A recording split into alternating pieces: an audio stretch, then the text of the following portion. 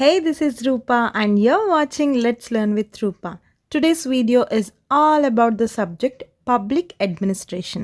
Public Administration అనే subject degree third సెమిస్టర్లో skill కోర్స్గా అంటే 50 మార్క్స్ పేపర్గా ఉంటుంది. ఈ పబ్లిక్ అడ్మినిస్ట్రేషన్ సబ్జెక్ట్లో unit 1 and unit 2 very important questions already ముందు వీడియోస్లో ఎక్స్ప్లెయిన్ చేశాను. And in this video unit 3లో వెరీ ఇంపార్టెంట్ క్వశ్చన్స్ తెలుగులో మీకు అర్థమయ్యేలాగా ఎక్స్ప్లెయిన్ చేయబోతున్నాను. మీకు ఇంగ్లీష్లో ఓన్గా రాయడం వస్తే కనుక మీరు ఇంకా చదవాల్సిన అవసరం కూడా లేదు, ఎక్స్ప్లెనేషన్ విని ఓన్గా రాసేయచ్చు. మేడం మాకు వీడియోతో పాటు నోట్స్ కూడా ప్రొవైడ్ చేయండి, మాకు చదివితేనే గుర్తుంటుంది అంటే కనుక again I'm there for you. ఈ పబ్లిక్ అడ్మినిస్ట్రేషన్కి సంబంధించిన 3 యూనిట్స్లో వెరీ ఇంపార్టెంట్ క్వశ్చన్స్కి simple answers, easy side headings include చేసి మీకు ఒక్కసారి చదివినా గుర్తుండిపోయేలాగా పీడిఎఫ్ నోట్స్ ప్రిపేర్ చేశాను. మేడం మా దగ్గర గైడ్ ఉంది లేదా టెక్స్ట్ బుక్ ఉంది అయినా నోట్స్ తీసుకోవాలా అని అడిగితే నేనైతే తీసుకోమనే చెప్తాను. బికాజ్ గైడ్లో టెక్స్ట్ బుక్లో మనకి exam point of view answers ఉండవు, అయితే ఎక్కువ మ్యాటర్ ఇచ్చేస్తారు లేదా తక్కువ మ్యాటర్ ఇస్తారు. బట్ నేను ఇచ్చే పీడిఎఫ్లో మీకు ఎగ్జామ్కి యూజ్ అయ్యేలాగా ఎన్ని పాయింట్స్ ఇవ్వాలో అన్ని పాయింట్స్ సింపుల్ లాంగ్వేజ్లో ఇచ్చాను. కష్టమైన వర్డ్స్ ఏమీ ఉండవు. బట్ పబ్లిక్ అడ్మినిస్ట్రేషన్ కాబట్టి ఒక్కసారి మీరు ఐడియా తెచ్చుకుంటే సరిపోతుంది. But my notes is not for free, it is for a little charge. Charges are given on the screen. మీకు నోట్స్ కావాలంటే ఇక్కడ చూపిస్తున్న మెయిల్ అడ్రస్కి మెయిల్ చేయండి లేదా వాట్సాప్ చేయండి. పేమెంట్ అవ్వగానే మీకు పీడిఎఫ్ వచ్చేస్తుంది. అండ్ పబ్లిక్ అడ్మినిస్ట్రేషనే కాకుండా ఇక్కడ చూపిస్తున్న ఏ స్కిల్ సబ్జెక్ట్కైనా ఎక్స్ప్లెనేషన్ వీడియోస్, నోట్స్ కూడా అవైలబుల్గా ఉంది. మీకు కావాలంటే నన్ను కాంటాక్ట్ చేయొచ్చు. Coming to this video, public administration unit 3 important questions ఏంటో చూద్దాం. మనకి యూనిట్ 3లో టోటల్గా వెరీ ఇంపార్టెంట్ క్వశ్చన్స్ మాత్రం 4 ఉన్నాయండి. కంపల్సరీ మీరు ఈ 4 క్వశ్చన్స్ చదవాల్సిందే. సో క్వశ్చన్స్ ఏంటో చూద్దాం. First one, explain accountability of administration in India. జాగ్రత్తగా వినండి. అకౌంటబిలిటీ అనే పాయింట్ వస్తే మీరు 3 పాయింట్స్ గురించి ఎక్స్ప్లెయిన్ చేయాలి. First one legislative, second one executive, third one judiciary. ఈ 3 పాయింట్సే మళ్ళీ విడిగా 10 మార్క్స్కి కూడా అడుగుతారు. లైక్ లెజిస్లేటివ్ గురించి 10 మార్క్స్కి అడగచ్చు, లేదా ఎగ్జిక్యూటివ్ లేదా జ్యుడిషియరీ గురించి 10 మార్క్స్కి అడగచ్చు, లేదా explain legislative, executive and judiciary in India అని 3 కలిపి అడుగుతారు. సో ఇప్పుడు కూడా మనం ఈ 3 పాయింట్స్ గురించి బ్రీఫ్గా ఎక్స్ప్లెయిన్ చేస్తే సరిపోతుంది. బట్ విడిగా అడిగినప్పుడు మాత్రం కొంచెం ఎక్కువ మ్యాటర్ రాయాలి. ఫస్ట్ లెజిస్లేటివ్ అంటే ఏంటో చూద్దాం. లెజిస్లేటివ్లోకి మనకి 3 పాయింట్స్ వస్తాయి. ప్రెసిడెంట్, రాజ్యసభ, లోక్సభ, ఈ ముగ్గురిని కలిపి మనం లెజిస్లేటివ్ అంటాం. వీళ్ళు ఏం చేస్తారంటే మనకి లాస్ కానీ, పాలసీస్ కానీ, రూల్స్ కానీ వీళ్ళు తయారు చేస్తారు. Next executive. ఎగ్జిక్యూటివ్లోకి మనకి 4 మెంబర్స్ వస్తారు. President, vice president, prime minister, cabinet ministers, వీళ్ళందరూ ఎగ్జిక్యూటివ్లోకి వస్తారు. వీళ్ళు ఏం చేస్తారంటే లెజిస్లేటివ్ వాళ్ళు ఏవైతే లాస్ తయారు చేశారో అది పాస్ చేసే బాధ్యత, అంటే అది జనాలకి మంచిదా కాదా అని టెస్ట్ చేసి అది పాస్ చేసే బాధ్యత ఎగ్జిక్యూటివ్ది. Last one judiciary. జ్యుడిషియరీ అంటే ఏం కాదండి, కోర్ట్స్ని మనం జ్యుడిషియరీ అంటాము. మనకి కోర్ట్స్లో మెయిన్గా 3 కోర్ట్స్ ఉంటాయి. Supreme court, high court, district courts. ఇది 3 గురించి బ్రీఫ్ ఎక్స్ప్లెనేషన్ అండి. మీరు కలిపి అడిగినప్పుడు మొత్తం ఈ పాయింట్స్ అన్ని బ్రీఫ్గా చిన్న చిన్న ఎక్స్ప్లెనేషన్స్ రాస్తే సరిపోతుంది. అండ్ ఇదే క్వశ్చన్ మీకు యూనియన్ గవర్నమెంట్ అని కానీ, సెంట్రల్ గవర్నమెంట్ అని కానీ అడుగుతారు. అప్పుడు కూడా మీరు లెజిస్లేటివ్, ఎగ్జిక్యూటివ్, జ్యుడిషియరీ గురించి ఎక్స్ప్లెయిన్ చేస్తే సరిపోతుంది. ఇప్పుడు లెజిస్లేటివ్, ఎగ్జిక్యూటివ్ అండ్ జ్యుడిషియరీ గురించి బ్రీఫ్గా ఎక్స్ప్లెయిన్ చేస్తాను. విడిగా 10 మార్క్స్కి అడిగినా, 3 కలిపి 10 మార్క్స్కి అడిగినా ఈ ఎక్స్ప్లెనేషన్ మీకు యూజ్ అవుతుంది. First legislative. లెజిస్లేటివ్ అని కానీ లెజిస్లేచర్ అని కానీ అనొచ్చు. ఈ లెజిస్లేచర్లో 3 పార్ట్స్ ఉంటాయి. President, Rajya Sabha, Lok Sabha. First president. President అంటే very important in government and legislative process. President లేకపోతే ఏ బిల్ కూడా అప్రూవ్ అవ్వదు. నెక్స్ట్ లోక్సభ. లోక్సభ అంటే హౌస్ ఆఫ్ ది పీపుల్ అంటాం. దీంట్లో మనకి 543 మెంబర్స్ ఉంటారు. వీళ్ళందరినీ కూడా పీపులే ఎలక్షన్స్ ద్వారా ఎలక్ట్ చేసుకుంటారు. జనాలకి కావాల్సిన స్కీమ్స్ కానీ, పాలసీస్ కానీ వీళ్ళ నుంచే స్టార్ట్ అవుతాయి. అండ్ బడ్జెట్ అలొకేషన్లో కీ రోల్ ప్లే చేసేదే లోక్సభ. నెక్స్ట్ రాజ్యసభ. రాజ్యసభ అంటే కౌన్సిల్ ఆఫ్ స్టేట్స్. దీన్నే upper house of India's parliament అంటాం. ఇందాక లోక్సభ వాళ్ళు గవర్నమెంట్ బిల్స్ ప్రిపేర్ చేస్తారని చెప్పాను కదా, ఆ బిల్స్ని రివ్యూ చేసి ఏమైనా చేంజెస్ ఉంటే చేయాల్సిన బాధ్యత రాజ్యసభ వాళ్ళది. ఇలా ప్రెసిడెంట్ని, లోక్సభని, రాజ్యసభని కలిపి మనం ఇండియన్ లెజిస్లేచర్ అంటాం. నెక్స్ట్ ఎగ్జిక్యూటివ్ లేదా ఇండియన్ ఎగ్జిక్యూటివ్ సిస్టమ్ లేదా యూనియన్ ఎగ్జిక్యూటివ్ అని కూడా అడగచ్చు. ఎగ్జిక్యూటివ్లోకి మనకి మెయిన్గా 4 పాయింట్స్ వస్తాయి. President, vice president, prime minister, council of minister. ఈ 4 మెంబర్స్ గురించి మీరు రాయగలిగితే 10 మార్క్స్ వచ్చేస్తాయి. ఫస్ట్ ప్రెసిడెంట్ అనేవాడు కాన్స్టిట్యూషన్లో హయ్యెస్ట్ అథారిటీ, కంట్రీలోనే హయ్యెస్ట్ అథారిటీ ఓన్లీ ప్రెసిడెంట్కి మాత్రమే ఉంటుంది. అండ్ ఈవెన్ ప్రైమ్ మినిస్టర్ని అపాయింట్ చేసేది కూడా ప్రెసిడెంటే. ఇన్ కేస్ పొలిటికల్ ఇన్స్టెబిలిటీ కానీ గొడవలు కానీ జరిగినప్పుడు ప్రెసిడెంట్స్ రూలే నడుస్తుంది.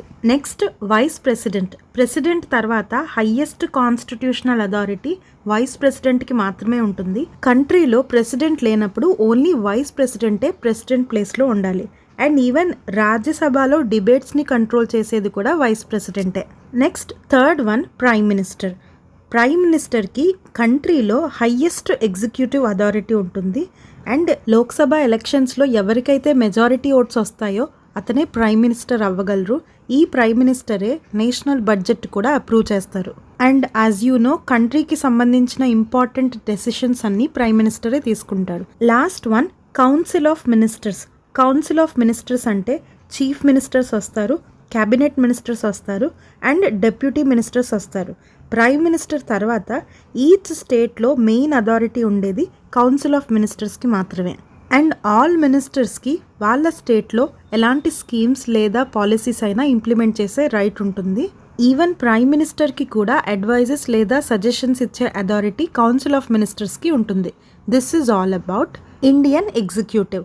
Now the last one Indian judiciary అన్న జ్యుడిషియరీ హైరార్కీ అన్న సేమ్ పాయింట్స్ వస్తాయి. మనకి దీంట్లో మెయిన్గా 3 పాయింట్స్ ఉన్నాయి. First one district courts, second one high court, third one supreme court. First district court చూద్దాం. డిస్ట్రిక్ట్ కోర్ట్స్ అంటే ప్రైమరీ కోర్ట్స్ అండ్ ఇవి ప్రతి డిస్ట్రిక్ట్లోనూ ఉంటాయి. ప్రతి డిస్ట్రిక్ట్లోనూ లీగల్, పొలిటికల్ లేదా క్రిమినల్ కేసెస్ వాదించే ప్లేస్ డిస్ట్రిక్ట్ కోర్ట్స్లో సాల్వ్ అవ్వని కేసెస్ హైకోర్ట్స్లో మళ్ళీ ఇంప్లిమెంట్ చేస్తారు. అండ్ ఇక్కడ మెయిన్ ఫండమెంటల్ రైట్స్ని వయలేట్ చేసినా లేదా పెద్ద క్రిమినల్ కేసెస్ ఏమైనా వచ్చినా హైకోర్ట్స్లో అపీల్ చేస్తారు. And the last one supreme court. హైకోర్ట్స్లో కూడా సాల్వ్ అవ్వని కొన్ని కేసెస్ సుప్రీంకోర్టులో మళ్ళీ అపీల్ చేస్తారు. సుప్రీంకోర్టులో ఏదైతే జడ్జ్మెంట్ ఇస్తారో అదే ఫైనల్ అవుతుంది. Because this is the highest court in the country. దీంట్లో మనకి చీఫ్ జస్టిస్ ఆఫ్ ఇండియా ఉంటారు. దీంతో మీకు జ్యుడిషియరీ కూడా ఎక్స్ప్లెయిన్ చేశాను. మీకు మళ్ళీ చెప్తున్నాను, లెజిస్లేటివ్, ఎగ్జిక్యూటివ్, జ్యుడిషియరీ ఈ 3 కలిపి అడిగితే మొత్తం అన్ని పాయింట్స్ బ్రీఫ్గా ఎక్స్ప్లెయిన్ చేయండి. విడివిడిగా అడిగితే కొంచెం డెప్త్ ఎక్స్ప్లెయిన్ చేయండి. 3 కలిపి accountability of administration in India అని కూడా అడుగుతారు. Next question, briefly explain judicial activism. Judicial activism అనేది ఒక లీగల్ ఫిలాసఫీ. దీంట్లో జడ్జెస్ ఉన్న కేసెస్ని బాగా ఇంటర్ప్రిట్ చేసి ఏదైనా సమ్ మేజర్ ప్రాబ్లంతో ఏదైనా కేసు వచ్చినప్పుడు ఆల్రెడీ ఫాలో అవుతున్న రూల్స్, పాలసీస్, సిస్టమ్ కాకుండా ఆ కేసు కోసం న్యూ రూల్ని లేదా న్యూ సిస్టమ్ని ఇంప్లిమెంట్ చేస్తారు. ఫర్ ఎగ్జాంపుల్ 2018 వరకు సేమ్ జెండర్ రిలేషన్షిప్స్ అనేది ఇండియాలో చాలా పెద్ద క్రైమ్. అంటే మెన్ పెళ్లి చేసుకోవడం లేదా ఉమెన్ మ్యారేజ్ చేసుకోవడం అలా అనమాట. బట్ 2018లో నవ్తేజ్ అనే వ్యక్తి ఇండియన్ గవర్నమెంట్ మీద ఒక కేసు వేసాడు. అదేంటంటే ఈ రూల్ ఉండడం వల్ల లెస్బియన్స్కి చాలా ఇబ్బంది అవుతుంది, చాలా ప్రాబ్లమ్స్ వస్తున్నాయని ఈ రూల్ని అగెయిన్స్ట్గా కేసు వేసాడు. సో సుప్రీంకోర్టు జడ్జెస్ ఈ కేసు కోసం చాలా డిస్కస్ చేసి లెస్బియన్స్కి కూడా రైట్ టు లివ్ అనే ఫ్రీడమ్ ఇవ్వాలి కదా, వాళ్ళకి నచ్చినట్టు వాళ్ళు బతకాలి కదా అని చెప్పేసి అప్పటి వరకు సేమ్ జెండర్ రిలేషన్షిప్ అనేది క్రైమ్గా ఉండేది. బట్ 2018 తర్వాత క్రైమ్ కాదు, సేమ్ జెండర్ రిలేషన్షిప్ చేసుకోవచ్చు అని చెప్పేసి దాన్ని డీక్రిమినలైజ్ చేశారు. అంటే అది ఇంకా క్రైమ్ కాదు. సో సిచ్యువేషన్స్కి తగ్గట్టు అప్పటి వరకు ఫాలో అవుతున్న లాని మార్చడాన్నే జ్యుడిషియల్ యాక్టివిజం అంటాం. ఈ జ్యుడిషియల్ యాక్టివిజం కోసం 5 మార్క్స్కి లేదా 10 మార్క్స్కి కూడా ఇవ్వచ్చు. ఎలా ఇచ్చినా ఫస్ట్ మీనింగ్ రాయండి, నేను చెప్పిన ఎగ్జాంపుల్ రాయండి, and then importance of judicial activism రాయండి. అంటే ఈ జ్యుడిషియల్ యాక్టివిజం చేయడం వల్ల లాభాలు ఏంటి అనేది. ఇంపార్టెన్స్లో first one interpretation of law. అంటే సోషల్‌గా జనాల్లో వచ్చిన మార్పులు బట్టి లాలో కూడా చేంజెస్ చేయాలి. లాలో కూడా కొన్ని పాయింట్స్‌ని ఇంటర్ప్రిట్ చేయాలి అనేదే point. Next protection of rights. అంటే ఇండియాలో ఉండే ప్రతి పర్సన్‌కి కొన్ని రైట్స్ ఉంటాయి. ఆ రైట్స్‌ని ప్రొటెక్ట్ చేయడానికే లాలో మళ్ళీ కొన్ని చేంజెస్ చేస్తారు. Third one social justice. కంట్రీలో ఉండే ప్రతి వ్యక్తికి న్యాయం జరగాలి, ఎవరికీ అన్యాయం జరగకూడదనే ఉద్దేశంతో కూడా జ్యుడిషియల్ యాక్టివిజం చేస్తారు. Next checks and balances. గవర్నమెంట్లో ఉండే ప్రతి వ్యక్తి అంటే వైస్ ప్రెసిడెంట్ ఆర్ ప్రెసిడెంట్ లేదా లోక్సభ, రాజ్యసభ వాళ్ళు ఏమైనా డెసిషన్స్ తీసుకునేటప్పుడు అవి కరెక్ట్గా ఉన్నాయా లేదా అని కూడా చెక్ చేసే బాధ్యత జ్యుడిషియల్ యాక్టివిజంది. Last one role in democracy. అంటే ఇండియాలో ఉన్న ప్రతి వ్యక్తి డెమోక్రటిక్గా అంటే స్వేచ్ఛగా బ్రతికే రైట్ ఉంటుంది. ఆ రైట్స్ అన్నీ కరెక్ట్గా ఇంప్లిమెంట్ అవుతున్నాయా లేదా అని కూడా చెక్ చేసే బాధ్యత జ్యుడిషియల్ సిస్టమ్దే. So this is all about judicial activism. Third one write about e governance in India. E governance అని ఏ క్వశ్చన్ వచ్చినా నేను చెప్తున్న పాయింట్స్ రాసేయండి. ఫస్ట్ ఈ గవర్నెన్స్ అంటే ఏంటో చూద్దాం. ఈ అంటే ఇక్కడ ఎలక్ట్రానిక్ అని అర్థం. ఎలక్ట్రానిక్ అంటే టెక్నాలజీ. గవర్నమెంట్లో టెక్నాలజీ లేదా ఆన్లైన్ ప్లాట్ఫామ్స్ యూజ్ చేసి సిటిజన్స్కి అంటే పబ్లిక్కి ఏమైనా సర్వీసెస్ ప్రొవైడ్ చేస్తున్నారా, చేస్తే ఎలాంటి బెనిఫిట్స్ వస్తాయి అనేదే మనం ఇక్కడ రాయాలి. First point digital initiatives. Government చాలా డిజిటల్ ఇనిషియేటివ్స్ తీసుకుంది. లైక్ ఆన్లైన్లో ఆధార్ అప్లై చేయడం, ఆన్లైన్లో ఎలక్ట్రిసిటీ బిల్ పే చేయడం, ఇవన్నీ డిజిటల్ ఇనిషియేటివ్స్లోకి వస్తాయి. Second one online services. ఇంతకు ముందు గవర్నమెంట్ ఆఫీసెస్ చుట్టూ చాలా జనాలు ఉండేవారు. సర్వీస్ ప్రొవైడ్ చేయడానికి గవర్నమెంట్ ఎంప్లాయీస్ సరిపోయేవారు కాదు. బట్ ఇప్పుడు ఆన్లైన్లో సర్వీసెస్ ప్రొవైడ్ చేయడం వల్ల పీపుల్కి చాలా హెల్ప్ అవుతుంది. లైక్ పాస్పోర్ట్స్ అప్లై చేయడం లేదా ట్యాక్స్ పే చేయడం, ఇవన్నీ మనకి ఆన్లైన్లోనే జరుగుతున్నాయి. Third one transparency and accountability. ఇలా ప్రతిదీ ఆన్లైన్ చేయడం వల్ల అన్నీ ట్రాన్స్పరెంట్గా ఉంటాయి, ప్రతిదానికి ప్రూఫ్ ఉంటుంది. నెక్స్ట్ ఈ గవర్నెన్స్ మోడల్స్. అంటే government to citizen G2C, government to business G2B, government to government G2G. ఇలా ఏ ట్రాన్సాక్షన్ అయినా ఆన్లైన్లోనే కంప్లీట్ చేసే ప్రాసెస్నే ఈ గవర్నెన్స్ మోడల్స్ అంటాం. Next mobile governance. Even smart phones కూడా యూజ్ చేసి గవర్నమెంట్ పబ్లిక్కి సర్వీస్ చేస్తుంది. For example Jagananna Vidya Deevena scheme వచ్చినప్పుడు ఆన్లైన్ అటెండెన్స్ స్మార్ట్ ఫోన్స్ ద్వారా తీసుకునేవారు స్టూడెంట్స్ నుంచి. Next digital literacy programs. ఇలా ప్రతి గవర్నమెంట్ సర్వీస్ ఆన్లైన్లోనే ప్రొవైడ్ చేస్తున్నారు అని చెప్పేసి పబ్లిక్కి అవేర్నెస్ కూడా గవర్నమెంటే ప్రొవైడ్ చేస్తుంది. Last one disaster management and response. Even ఏవైనా ప్రాబ్లమ్స్ లైక్ COVID-19 కానీ న్యాచురల్ కలామిటీస్ లైక్ తుఫాన్స్ కానీ వచ్చినప్పుడు కూడా internet and electronic devices use చేసి గవర్నమెంట్ పబ్లిక్కి సర్వీస్ చేస్తుంది. Fourth question, what are the good governance initiatives in India? ఇండియాలో గవర్నమెంట్ ఇంప్లిమెంట్ చేసిన కొన్ని స్కీమ్స్ లేదా పాలసీస్ గురించి మీరు రాయాలి. ఓన్గా రాసినా పర్వాలేదు, నేను కొన్ని స్కీమ్స్ చెప్తున్నాను, జాగ్రత్తగా వినండి. First one right to information act. ఈ యాక్ట్ మనకి 2005లో వచ్చింది. ఇండియన్లో ఏ సిటిజన్కైనా గవర్నమెంట్ నుంచి ఇన్ఫర్మేషన్ తీసుకునే రైట్ ఉంది అని చెప్పేసి ఈ యాక్ట్ని ఇంప్లిమెంట్ చేశారు. ఇది ఒక good initiative. Second one public service guarantee act. ఈ యాక్ట్ ప్రకారం ఏ గవర్నమెంట్ ఎంప్లాయీ అయినా సిటిజన్కి సర్వీస్ చేయాల్సిందే. ఒకవేళ చేయకపోతే మనం అతని మీద కేసు వేసే రైట్ మనకి ఉంది. Third one national e governance plan. అంటే గవర్నమెంట్ సర్వీస్ ఏదైనా సరే జనాలకి ఆన్లైన్ ద్వారా కల్పించాలి అనేదే ఈ యాక్ట్. లైక్ ఈవెన్ PF కూడా మనం ఆన్లైన్ నుంచి అప్లై చేసుకుని విత్డ్రా చేసుకోవచ్చు. Next one Mahatma Gandhi national rural employment guarantee act. Rural ఏరియాస్లో ఉండే పీపుల్కి ఈవెన్ జాబ్ ఆపర్చునిటీస్ కూడా ఉండవు.